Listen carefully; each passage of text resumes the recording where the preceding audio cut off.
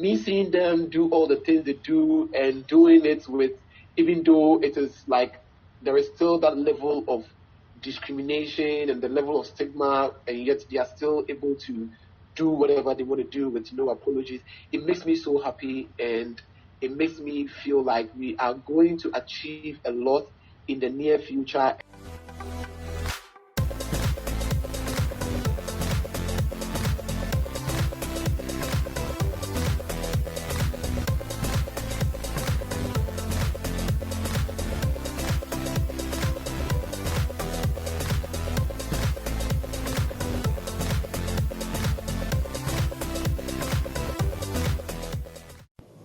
Hey, my name is Kofi Donkor. I am from Ghana, and you are watching hashtag Verse TV. Comment, rate, share, and subscribe. Thank you. Quick question: how's trans life in Ghana? Do gyne doctors perform any surgeries for the trans community in Ghana? Yes, so when it comes to the area of trans, yes, there are trans visibility here in Ghana, but in terms of health and human rights and all, like no, just like the LGBT community, there is also like that level of discrimination against trans people. But then I will say in Ghana here, the trans community has been very bold, because when it comes to the mainstream media here in Ghana, they are the most visible group in Ghana. You always constantly see them in either the national graphics or the national newspaper or in any of the national TV stations and all of that. So their visibility has been that high as compared to the other acronyms within the LGBT community. And so, but then when it comes to health and access to health needs for trans people, I would say no, because most of them usually get access to some of these needs and this help individually or personally through their own means of getting it. But then there are no systems in place that support them in terms of their health and their needs and all of that. Gotcha. Oh my, you're very versed on knowing your information. I'm just like engaged and like everything you say is so interesting. So what has been the most enjoyable part of you in your work with the LGBT rights in Ghana? Enjoyable, right? So I would say the enjoyable part of my work here is the fact that there are young, unapologetic Ghanaians who are like, you know what, enough of the whole nonsense that you guys have been going. Like, we are going to get up and we are going to stand for our right. And so when you look at LGBT Rights Ghana as a group or as a movement, most of the individuals there are all young persons, people who are from within their early and their late 20s, pushing for this change to happen.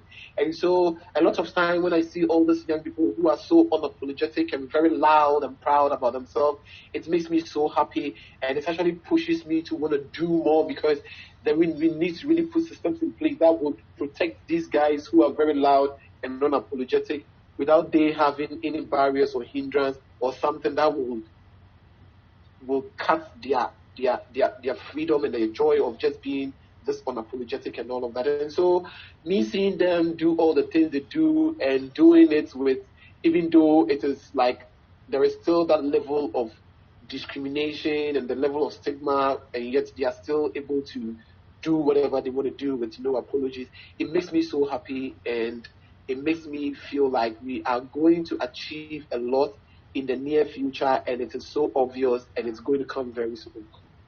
Oh yes, you better talk about it. Definitely. I like how you said that. In all that you've experienced thus far, what has been the best life advice that you've received thus far? The best advice? So I would say the best advice I've received is to just be yourself, and this advice has really helped me, because I am coming from a very conservative family, the whole holding on to Christian values and blah blah blah, the whole plenty of this stuff, and I was like, you know what, yeah, I like, be yourself, live your life, and know that whatever life you choose for yourself, it's your decision, and you are right to choose those decisions. So I just chose the decision to just be myself and live my life to the best of my abilities.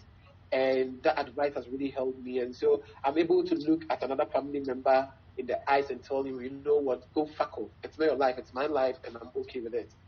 Boom, that part. I totally understand. I've been there, done that. Trust me. It's either you're on the train or you're off the train, but the train's going. So Yeah. I get it. And so the last question before we switch over to our questions that we ask everyone we interview is our friend Matthew also posted that he would like to have a traditional Igbo wedding. And Aaron, so for Aaron, our show producer, and for the rest of us, our audience, can you describe some of the different components of a traditional African wedding? Oh yeah. So yes. So every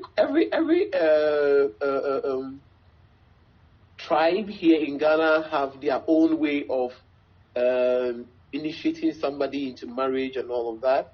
So um, when you pick the Akan tribe here in Ghana, and Akan is like the biggest tribe here in Ghana, because you have the Fantis, you have the Ashantis, you have the Equiapins, you have the Bonos, and the Akwemus, and all of them being part of the Akan tribe, And then with this system, there is a traditional marriage that is done, where the man comes to the woman's house and seek uh, the woman's hand in marriage, and the family actually have to agree to it, because when it comes to marriage, it's not just between a man and the woman, it's actually between one family and the other. And so all those like once you marry into one family,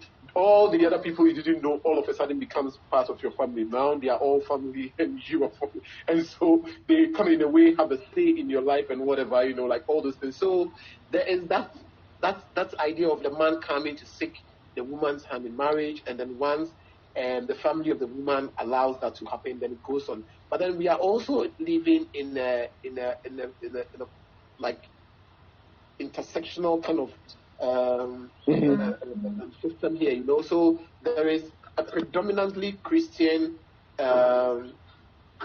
religion that is attached to most of the tribes here in Ghana, So you have about 72% of Ghanaians being Christian, and about 15% being Muslim, and then the others being traditional, and then also non-religious. So with these number of people being in the religious circle, obviously they would also want to do the whole religious part of the wedding. So they do the traditional part. There is organizational pages, and then I also have my own personal page. With the organizational page, that's LGBT Rights Ghana at all across board on Facebook, Instagram, Twitter, YouTube. At LGBT Rights Ghana, you'll be able to find most of the things that we are doing on all the social media platforms. And then my personal page on Facebook, my name is Kofi Donkor on Facebook. And on Twitter and on Instagram, I go by the name at Ahudin. That's AHUOD, and and then you just get me right there. So yeah.